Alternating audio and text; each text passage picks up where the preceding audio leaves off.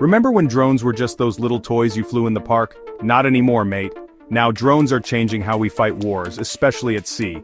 Imagine a swarm of hundreds, even thousands of these things, all working together. Some are small and sneaky, perfect for spying. Others pack a punch, carrying missiles and bombs.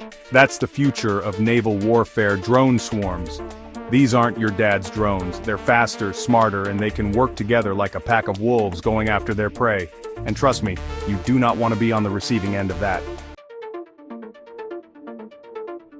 So, how do these drone swarms actually work in a fight? Think of it like this. You've got different types of drones, each with a job to do. Some are scouts, using high-tech cameras and sensors to find the enemy and relay information back to the control center. Others jam enemy radar and communications, creating chaos and confusion. Then you've got the attack drones, armed to the teeth and ready to strike. One drone might be easy to swat away, but a whole swarm?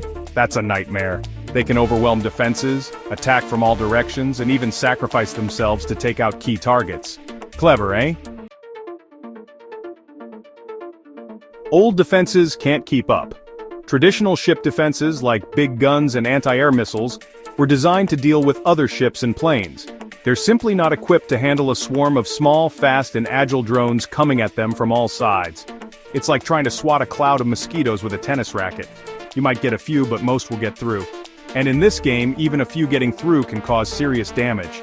The sheer number of drones, combined with their maneuverability and unpredictable attack patterns, can overload even the most sophisticated defense systems. It's a whole new ballgame out there. But wait, there's more. As if drone swarms weren't enough, now we've got hypersonic missiles. These bad boys are like something out of Star Wars. We're talking speeds of Mach 5, Mach 6, even faster. That's 5 to 6 times the speed of sound, folks. To put it in perspective, that's like traveling from London to New York in under an hour. What makes them so tricky is not just their speed, but how they move. They don't follow a predictable path like normal missiles. They dip and weave, making them incredibly difficult to track, let alone intercept. Don't think for a second that this is all just sci-fi fantasy, because it's not. Hypersonic missiles are real, and some countries are already testing and deploying them.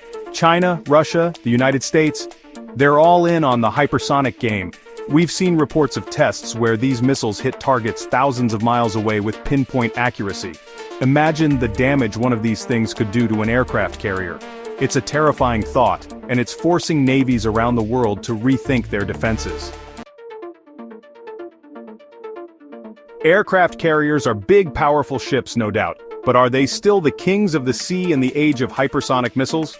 That's the million-dollar question. A single hypersonic missile hitting the right spot could cripple or even sink a carrier. And with their speed and maneuverability, traditional defenses simply can't keep up. It's a real concern.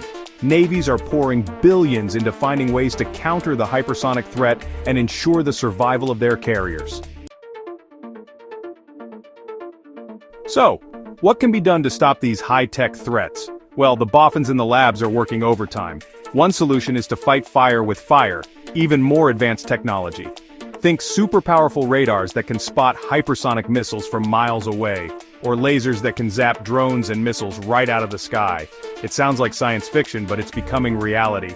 The key is to detect these threats early and take them out before they get close. And that requires a whole new level of technological sophistication. But it's not all about lasers and missiles. There's another, more subtle battleground in modern warfare: cyberspace. Think of it like an invisible war, fought with ones and zeros instead of bullets and bombs. The goal is to disrupt the enemy's systems, jam their communications, and blind their sensors. If you can do that, you can effectively neutralize their drones and missiles before they even launch. It's a high-stakes game of cat and mouse, and it requires highly skilled specialists to navigate this digital battlefield. Remember those drones we talked about earlier?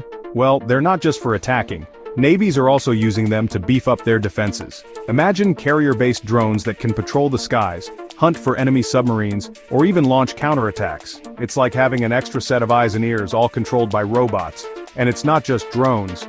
We're talking unmanned underwater vehicles, autonomous surface ships, the whole shebang. The future of naval warfare is looking decidedly unmanned. Hold on to your hats, folks, because things are about to get really futuristic.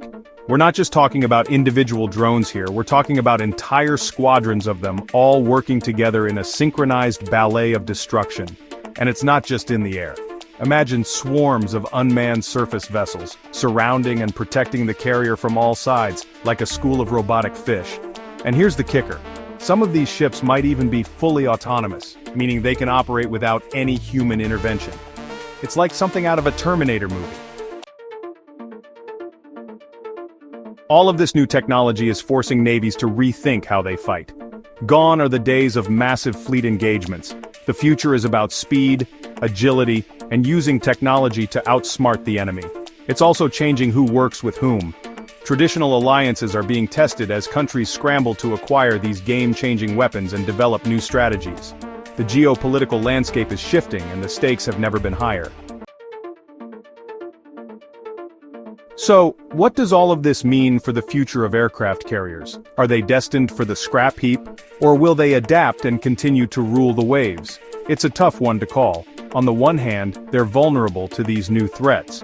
But on the other hand, they're incredibly versatile platforms capable of launching and supporting a wide range of missions. One thing's for sure, the aircraft carrier of the future will look very different from the carriers of today. They'll be more automated, more reliant on drones and unmanned systems, and packed with even more advanced technology. The question is, will it be enough to keep them relevant in the 21st century and beyond? Only time will tell.